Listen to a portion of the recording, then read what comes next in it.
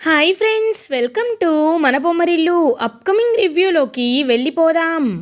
శారద కృష్ణప్రసాద్ కోసం లంచ్ని తీసుకువెళ్తూ ఉంటే ఎస్పి సూర్య శారద ఆటోని ఫాలో అవుతూ ఉంటారు. ఇదంతా పైన బాల్కనీలో నుండి గమనిస్తున్న భూమి ఒక్కసారిగా షాక్ అయిపోతుంది. ఇదేంటి, కార్ చూస్తుంటే ఎస్పి సూర్య గారి కార్లా ఉంది, అంటే ఆయన మనల్ని ఫాలో అవుతున్నారా అని చెప్పి ఇంకా వెంటనే భూమి అయితే అలా హుటాహుటిన బయలుదేరుతుంది. ఇంకా అలా భూమి కూడా వెనకాలే ఫాలో అయి వెళ్తూ ఉంటే శారద కృష్ణప్రసాద్ దగ్గరికి రీచ్ అవుతుంది. ఏమండి ఏమండి మీరు మీరు కూర్చొని భోజనం చేయండి అని వెంటనే చెప్పేసరికి ఇంకా కృష్ణప్రసాద్ భోజనాన్ని స్టార్ట్ చేస్తారు. అదే టైంకి ఎస్పి సూర్య ఆటో అతన్ని ఫాలో అయి వెళ్తూ ఉంటే ఆటో మిస్లీడ్ అయిపోతుంది. ఇంకా వెంటనే ఎస్పి సూర్య ఆ ఆటో డ్రైవర్ని పట్టుకొని, రేయ్, ఇప్పుడు నువ్వు ఒక ఆవిడ్ని డ్రాప్ చేసావు కదా, ఎక్కడ డ్రాప్ చేసావు చెప్పు, ఎక్కడ డ్రాప్ చేసావు అని చెప్పి గట్టిగా కొట్టి అడుగుతారు. సార్ మీకు ఆ ఏరియాని చూపిస్తాను సార్ అని చెప్పి ఇంకా వెంటనే అలా ఆ ఏరియాని చూపిస్తాడు, ఆ ఇంటిని. ఎస్పి సూర్య తలుపులు బద్దలు కొడుతూ ఉంటాడు. తలుపు తీ కృష్ణప్రసాద్, నువ్వు బ్రతికే ఉన్నావని నాకు తెలుసు, తలుపు తీస్తావా తీయవా అని ఇంకా డోర్ గట్టిగా కొడుతూ ఉంటే మిస్టర్ సూర్య అని ఒక గొంతు వినపడుతుంది. చూసేసరికి భూమిని చూసి ఒక్కసారిగా షాక్ అయిపోతారు. అలా ఇంకా సూర్య, ఏంటి నువ్వు వాళ్ళకి కవర్ చేయాలనుకుంటున్నావా, వాళ్ళని కాపాడాలనుకుంటున్నావా అని అడుగుతారు. లేదండి, మీరు ఏం మాట్లాడుతున్నారో తెలుసుకోవడానికి వచ్చాను అని అంటుంది భూమి. చూడు భూమి, ఆడపిల్లవి కదా అని నీకు చాలా రెస్పెక్ట్ ఇస్తున్నాను, కానీ నువ్వు నా సహనాన్ని పరీక్షించొద్దు. నీకు తెలుసు మీ మావయ్య కేపీ బ్రతికే ఉన్నాడని నీకు తెలిసి కూడా ఇలా నాటకాలు వేస్తున్నావంటేనే నువ్వు ఎంత మాయ చేస్తావో నాకు అర్థమైపోయింది, కాబట్టి నీ మాటలు నేను వినను అని అంటారు. ఏంటి సార్, మా మావయ్య కృష్ణప్రసాద్ గారు బ్రతికే ఉన్నారా?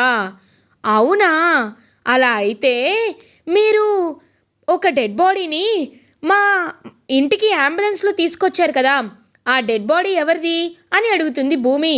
ఒక్కసారిగా ఎస్పి సూర్య చూస్తూ ఉంటారు. ఎవరిది అంటే మీరే మార్చుంటారు అని అంటారు. మేము మార్చామా? ఆ బాడీ మీరే కదా సార్ మా మావయ్యదని 1-2 సార్లు చూసుకొని కన్ఫర్మ్ చేసుకొని మా నాన్నకి అప్పచెప్పారు.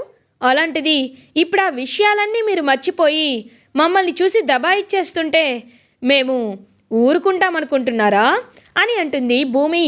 అంటే ఏంటిప్పుడు అని అంటారు. ఏమీ లేదు, మా మావయ్య చనిపోయాడు అని మీరే అన్ని రిపోర్ట్స్ని మాకు అప్పచెప్పారు. మా మావయ్య గుండెల్లో బుల్లెట్ దిగింది అంటే కాదు, దిగలేదు, అతను కేవలం అతనంతటా అతను చనిపోవాలని డిసైడ్ అయ్యి లోయలోకి దూకేశాడు అని చెప్పారు. మరి మీరు ఆ విషయాన్ని రెక్టిఫై చేసుకోకుండా ఇప్పుడు మా మావయ్యని హ్యాండిల్ చేస్తాను అంటే మేం ఊరుకోం. కాబట్టి మీ గురించి మీడియాలో అందరికీ చెప్తాను, మీ అసమర్థత గురించి ప్రతి న్యూస్ ఛానల్లో వచ్చేలా చేస్తాను. కావాలనే మా మావయ్యని చంపడానికి మీరు ప్లాన్ వేసే ఆ లోయ దగ్గరికి మీరే తీసుకువెళ్ళి మా మావయ్యని చంపేశారని చెప్తాను అని అంటుంది భూమి. ఇంకా వెంటనే పక్కన కానిస్టేబుల్, సార్ తను వదిలేయండి సార్, ఎందుకంటే తను కావాలనే ఇదంతా చేస్తుంది సార్, మనం సాక్ష్యం ఉన్నప్పుడు మాట్లాడదాం సార్ అని చెప్పి ఇంకా అలా తన్నైతే కానిస్టేబుల్ ఎస్పి సూర్యని తీసుకువెళ్ళిపోతాడు. ఇంకా ఎస్పి సూర్య, చూడు భూమి, ఇప్పుడు నువ్వు నా నుండి తప్పించుకోవచ్చు, కానీ ఒక రోజు వస్తుంది, ఓ రోజు నువ్వు మీ మావయ్యని బ్రతికించుకోలేవు అని గట్టిగా చెప్పి ఎస్పి సూర్య అక్కడి నుండి వెళ్ళిపోతాడు. భూమి ఎస్పి సూర్యతో మాట్లాడుతూ ఉండగానే శారద కృష్ణప్రసాద్ని తీసుకొని వెనకాల నుండి వచ్చేస్తుంది. ఇంకా అలా కృష్ణప్రసాద్ అయితే తప్పించుకున్నందుకు హ్యాపీగా ఫీల్ అవుతారు. ఇంకా భూమి అలా శారద అండ్ కృష్ణప్రసాద్ని సేవ్ చేస్తుంది. మావయ్య, మీపై వాళ్ళకి డౌట్ వచ్చేసింది, మీరు మాత్రం కొద్ది రోజులు జాగ్రత్తగా ఉండాలి మావయ్య. ఎందుకో ఆయన కూడా మీకు పిండ ప్రధాన కార్యక్రమాలు చేస్తాను అని చెప్తున్నారు, నాకెందుకో అదే చాలా భయంగా ఉంది మావయ్య అని చెప్పి అంటుంటే, లేదమ్మా, గగన్ అలా అన్నాడు అంటే దానికి కారణం ఏదో బలంగా ఉండే ఉంటుంది, అదేంటో ఖచ్చితంగా మనం తెలుసుకుందామని ఇంకా అలా బయలుదేరుతారనమాట. పాపం భూమి అండ్ శారద కృష్ణప్రసాద్ మాత్రం ఆలోచనలో ఉండిపోతారు. ఇది ఇలా ఉండగా మార్నింగ్ అవుతుంది. గగన్ ఇంకలా స్నానం చేయడానికి మొత్తం గార్డెన్లో తన ఇంటి ముందున్న లాన్లోకి వస్తారు. వచ్చి అమ్మా అమ్మా అని పిలుస్తూ ఉంటారు. ఇంకా శారద వర్క్ చేసుకుంటూ ఉండడంతో భూమి గగన్ పిలవడాన్ని గమనిస్తుంది. గమనించి వెంటనే కావాలని శారద వాయిస్తో ఇంకలా గగన్ దగ్గరికి వెళ్తుంది భూమి. హా వస్తున్నాన్రా అని శారద వాయిస్తో ఏంటి పిలుస్తున్నావు అని అంటుంది. అమ్మ నీ చేత్తో నువ్వు నాకు తలంటు స్నానం చేయించి చాలా రోజులైంది కదా, కొంచెం ఆయిల్తో మసాజ్ చేయవా అని అంటారు. చేస్తున్నాను అని చెప్పి ఇంకా అలా గగన్ తలకి మసాజ్ చేస్తూ ఉంటుంది ఆయిల్తో భూమి. ఇంకా వెంటనే గగన్ ఆహా నీ చేతిలో మ్యాజిక్ ఉంటుందమ్మా, అందుకే నువ్వు మసాజ్ చేస్తే తలనొప్పులన్నీ ఇట్టే మాయమైపోతాయి. అదే ఆ పెద్ద జెండు బాంబ్ భూమి ఉంది కదా, ఆ భూమి వల్లే నాకు ఈ తలనొప్పులన్నీ అని చెప్పి భూమిని అలా ఇంకా మాట్లాడుతూ ఉంటాడనమాట గగన్. భూమికి చాలా కోపం వస్తుంది. అమ్మ ఒకటి ఖచ్చితంగా భూమి త్వరలోనే ఈ ఇంటి నుండి బయటికి పోతుంది, ఎందుకంటే తను నా భార్య కాదు కాబట్టి. ఒక్కసారి నా చేత్తో తన్ని బయటికి గెంటేస్తూ ఉంటే ఆహా ఆ ఊహ ఎంత బాగుందో. నువ్వు కూడా అడ్డు చెప్పకుండా ఉండాలని అమ్మా నేను ప్రయత్నిస్తున్నాను అని అనేసరికి గగన్ జుట్టు పట్టుకొని గట్టిగా పీకుతూ ఉంటుందన్నమాట భూమి. హేయ్ వదులు వదులు అని చెప్పి గగన్ కళ్ళు తెరిచి చూసేసరికి అక్కడ భూమి ఉంటుంది. ఒక్కసారిగా షాక్ అయిపోతాడనమాట గగన్. హేయ్ నువ్వేంటి ఇక్కడ అని అడుగుతారు. ఏంటి నేను నీకు జెండు బామ్నా బామా, ఇప్పుడు నీకు తలనొప్పి తెప్పిస్తాను చూడని చెప్పి ఇంకా అలా భూమి అయితే అల్లరి చేస్తూ ఉంటే గగన్ భూమి నుండి తప్పించుకోవడానికి వెళ్ళిపోతూ ఉంటాడు. ఇంకా అలా గగన్ భూమి ఇద్దరు ఒకరి కళ్ళలోకి ఒకరు చూసుకుంటూ ఉంటే అప్పుడే అక్కడికి శారద వస్తుంది. గగన్ అని పిలుస్తుంది. వెంటనే గగన్ పైకి లేస్తాడు. అమ్మా అది కాదమ్మా అని అంటారు. రేయ్ ఏంట్రా నువ్వు భార్య అని ఒప్పుకోలేదు అంటున్నావు, అలాంటిది ఇంత క్లోజ్గా ఉంటున్నావు. ఇలా ఉంటే నేను మీరిద్దరూ భార్యాభర్తలను నమ్మకుండా ఏం చేస్తాను? ఇంకొకసారి భూమి నీ భార్య కాదు అన్నావనుకో కొడతాను. అమ్మ భూమి రామ లోపలికి వెళ్దామని చెప్పి ఇంకలా శారద భూమిని తీసుకొని వెళ్ళిపోతూ ఉంటే గగన్ వైపు చూస్తూ వెక్కిరిస్తూ ఉంటుంది భూమి. ఇంకా గగన్కి చాలా కోపం వస్తుంది. లేదు ఎలా అయినా ఈ సంగతి అటో ఇటో తేల్చేయాల్సిందే, లేకపోతే ఈ భూమి నన్ను విడిచిపెట్టేలా లేదని చెప్పి ఇంకలా గగన్ ఆలోచనలో పడతాడు. ఇది ఇలా ఉండగా భూమి అటు ఇటు తిరుగుతూ ఆలోచిస్తూ ఉంటుంది. ఇప్పుడు బావ చేసే పిండ ప్రధాన కార్యక్రమాన్ని ఆపాలి అంటే ఖచ్చితంగా బావకి మావయ్య ఎలాంటి తప్పు చేయలేదు, అందుకే మావయ్యని దాచిపెట్టామనే విషయం తెలియాలి. అలా తెలియాలి అంటే ముందు ఆ కెమెరా దొరకాలి. ఆ కెమెరా దొరకాలి అంటే ఖచ్చితంగా ఆ షాప్కి వెళ్ళాలి అని భూమి ఇంకా కెమెరా షాప్కి వెళ్తుంది. వెళ్ళి చూసేసరికి ఆ షాప్ క్లోజ్ చేసే ఉంటుంది. ఇదేంటి ఎప్పుడు చూసినా ఈ షాప్ క్లోజ్ చేసే ఉంటుంది, ఏదో మిస్టరీ దాగుంది అని పక్క షాప్కి వెళ్ళి సార్ నేను అప్పుడు వచ్చాను గుర్తుందా, ఏంటి ఇంకా ఈ షాప్ ఓపెన్ చేయలేదా అని అడుగుతుంది. లేదు మేడం మీరు వచ్చి 3 నెలలు అవుతుంది కదా, ఒక్కరోజు కూడా వాళ్ళు ఓపెన్ చేయలేదు, ఫోన్ చేస్తుంటే కూడా లిఫ్ట్ చేయటం లేదు అని అంటారు. ఇంకా ఒక్కసారిగా ఏదో తేడా అనిపిస్తుంది అనమాట భూమికి. లేదు ఏదో జరిగింది, ఇంతలా వీళ్ళు భయపడుతున్నారంటే వీళ్ళ ఇంటికి వెళ్ళాలి అని వెంటనే ఇంకా అలా భూమి అయితే వాళ్ళ ఇల్లు ఎక్కడో తెలుసుకొని ఆ కెమెరా షాప్ అతని ఇంటికి వెళ్తుంది. ఇంటికి వెళ్ళి చూసేసరికి వాళ్ళ వైఫ్ ఉంటారు. ఒక్కసారిగా వాళ్ళ వైఫ్ అయితే భూమిని చూసి మేడం ఎవరు మీరు అని అడుగుతారు. ఏం లేదండి నేను రిపేర్ షాప్ అతనికి ఒక కెమెరా ఇచ్చాను, నాకు ఆ కెమెరా ఇచ్చేస్తే నేను వేరే షాప్లో అయినా రిపేర్ చేయించుకుంటాను, ఎందుకంటే అది నాకు చాలా అర్జెంట్ అని అంటుంది. మా ఆయన షాప్ తీయటం లేదమ్మా అని అంటారు. అది కాదండి ఒక్క కెమెరా అని అనేసరికి చెప్తున్నాను కదమ్మా షాప్ తీయటం లేదు అంటే ఎందుకు మీరు భయపడుతున్నారు, ఎవరిని చూసి మీరు భయపడుతున్నారు? పోనీ మీకు డబ్బులు కావాలా? ఎంత డబ్బు అడిగినా నేను ఇస్తాను, నాకు ఆ కెమెరా చాలా ముఖ్యం అని అంటుంది భూమి. ఆవిడ భయపడిపోతూ లేదు నేను మీకు ఈ విషయంలో ఎలాంటి సహాయం చేయలేనమ్మా అని ఇంకా డోర్ వేసేస్తుంది. వీళ్ళు ఎందుకు భయపడుతున్నారు? ఖచ్చితంగా అపూర్వనే వీళ్ళని బాగా భయపెట్టుంటుంది, ఆ కెమెరాని ఎలా తీసుకోవాలో నాకు తెలుసు అని భూమి ఇంకా అలా షాప్కి వెళ్తుంది. ఎవరు లేని టైంలో నైట్ అయితే ఇంకా షాప్కి వెళ్ళి షాప్కి డూప్లికేట్ కీస్ చేయించి లోపలికి వెళ్ళి ఆ కెమెరాని తీసుకొస్తుంది భూమి. తీసుకొచ్చి అమ్మయ్య కెమెరా దొరికింది, కానీ ఇప్పటికిప్పుడు రిపేర్ షాప్లో ఇవ్వాలంటే ఎలా, కనీసం ఎవరు రిపేర్ చేస్తారు అని ఆలోచిస్తూ ఉంటుంది భూమి. ఇది ఇలా ఉండగా గగన్ తన రూమ్లో అటు ఇటు తిరుగుతూ ఆలోచిస్తూ ఉంటారు. ఇంకా అలా గగన్ అయితే ఆలోచిస్తూ ఉంటే తనకి కృష్ణప్రసాద్తో ఉన్న జ్ఞాపకాలు అన్నీ గుర్తుకు వస్తూ ఉంటాయి.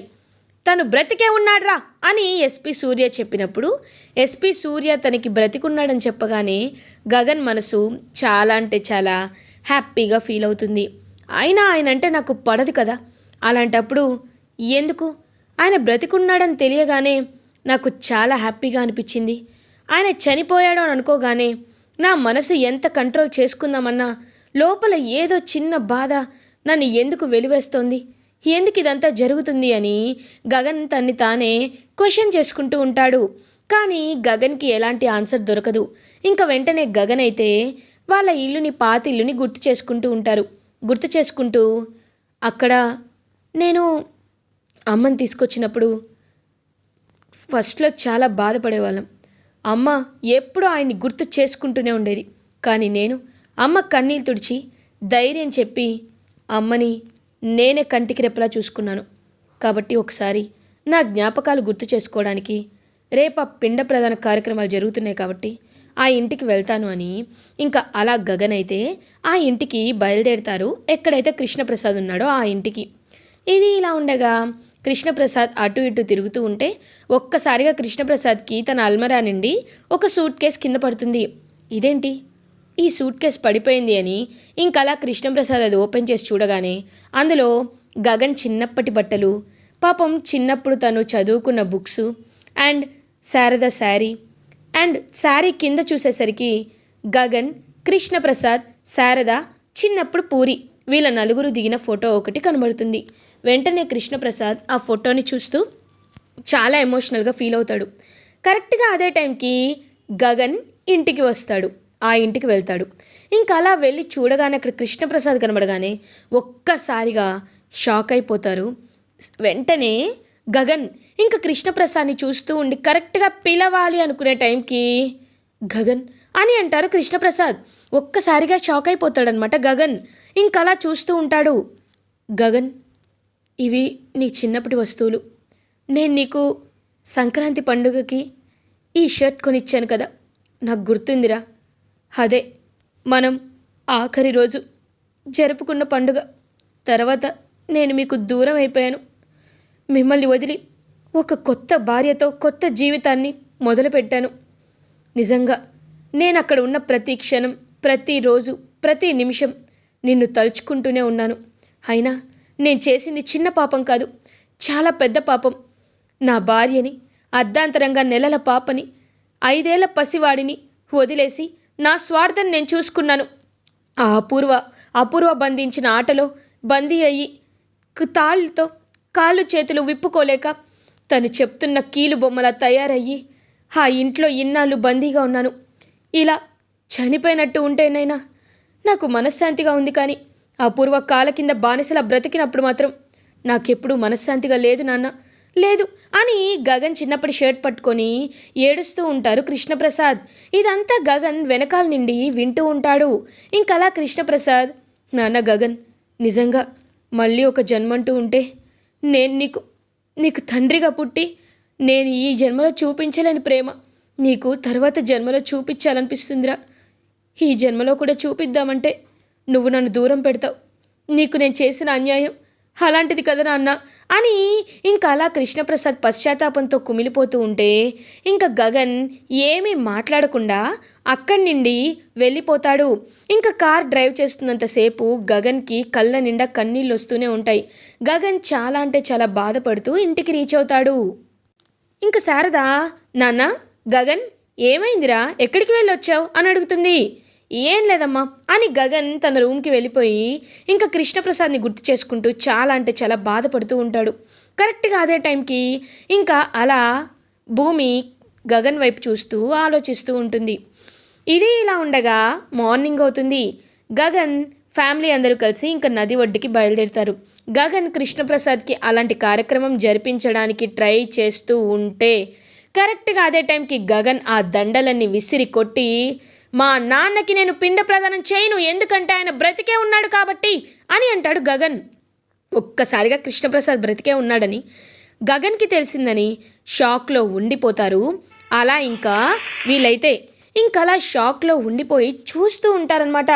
బావా అని అంటుంది, వద్దు, నాకు ఇంకా ఎవ్వరు చెప్పాలని ప్రయత్నించొద్దు, ఆయన బ్రతికే ఉన్నాడు, ఆయనకి నేను పిండం పెట్టను అని గగన్ గట్టిగా చెప్పేసి ఇంకలా అక్కడి నుండైతే బయలుదేరతాడు.